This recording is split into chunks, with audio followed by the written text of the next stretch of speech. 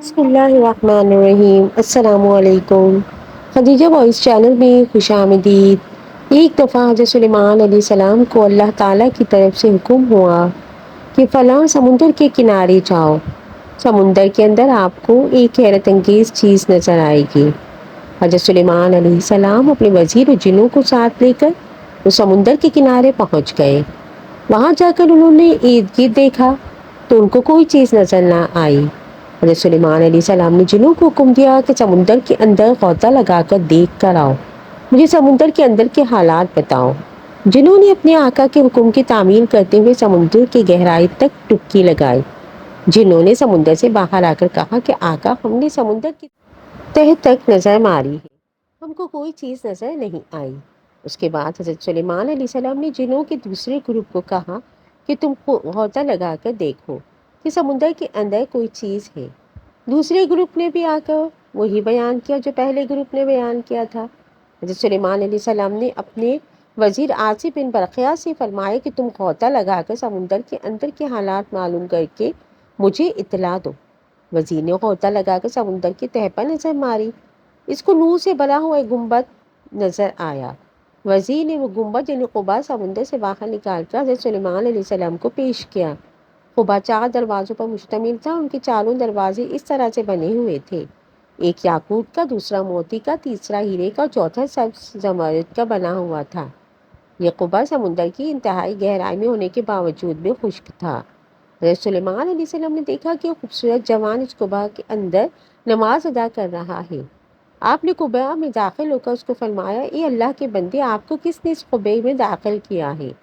اس بندے نے حضرت سلیمان علیہ السلام کو جواب دیا، اے اللہ کے پیغمبر، میرا باپ اپاہج تھا، میری ماں آنکھوں سے اندھی تھی، میں نے اپنے والدین کی 70 سال خدمت کی۔ جب میری ماں کا وصال ہونے لگا تو میری ماں نے اللہ تعالیٰ سے دعا کی کہ اے اللہ تعالیٰ، میرے بیٹے کو نیک و پرہیزگار بنا دے تاکہ وہ اپنی ساری زندگی تیری اطاعت میں گزارے۔ جب میرے باپ کا وصال کا وقت آیا تو میرے باپ نے دعا کی، اللہ تعالیٰ میرے بیٹے کو عبادت کرنے کے لیے ایسی جگہ عطا فرما جہاں شیطان کا داخلہ نہ ہو سکے۔ جب میں اپنے والد کو دفنا کر سمندر کے ساحل کی طرف آیا تو مجھے یہاں ایک چھوٹا سا خوبصورت گنبد نظر آیا۔ میں اس کے اندر داخل ہوا تو اللہ تعالیٰ کی طرف سے ایک فرشتہ آیا جس نے نوری گنبد کو سمندر میں اتار دیا۔ حضرت سلیمان نے اس جوان سے پوچھا کہ کس پیغمبر کے دور میں آپ یہاں آئے ہو؟ اس نوجوان نے بتایا کہ میں حضرت ابراہیم کے دور کا یہاں آیا ہوا ہوں۔ حضرت سلیمان علیہ السلام نے حساب لگایا کہ اس نوجوان کو یہاں 2000 سال ہو گئے ہیں، لیکن یہ بندہ ابھی جوان ہی نظر آ رہا ہے۔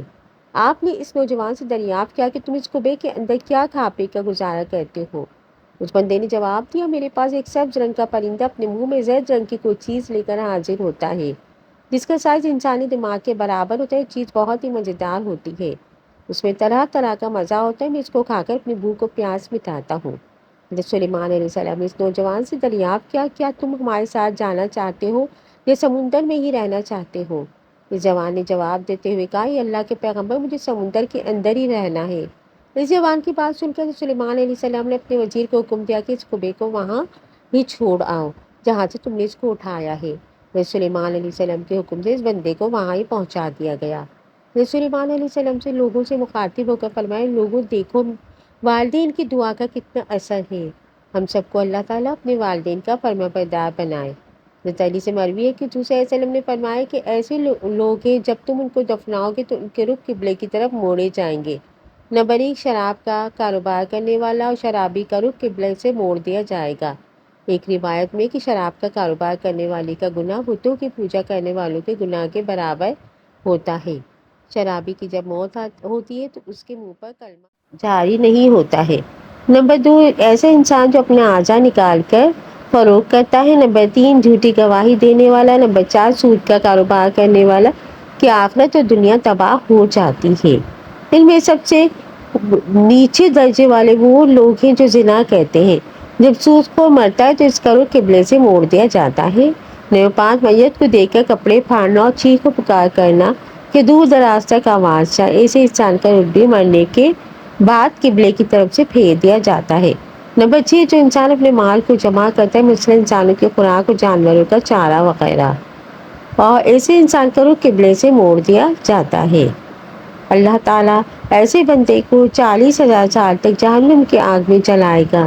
ایسے لوگوں کا رخ بھی قبر میں قبلے کی طرف سے موڑ دیا جاتا ہے۔ نمبر 7، ایسا شخص جس سے اس کے والدین ڈرنے لگ جائیں، اس کا چہرہ بھی قبر میں قبلے کی طرف سے پھیر دیا جاتا ہے۔ اللہ تعالی ہمیں نیک اور اطاعت گزار بنائے اور ہمیں ہر گناہ سے پاک و صاف رکھے۔ یا اللہ ہمارے گناہوں کو معاف کر دے اور ہمیں سیدھی و سچی راہ دکھائے۔ اگر میری ویڈیو پسند آئی ہو تو اس کو لائک، شیئر، سبسکرائب کیجیے۔ جزاک اللہ۔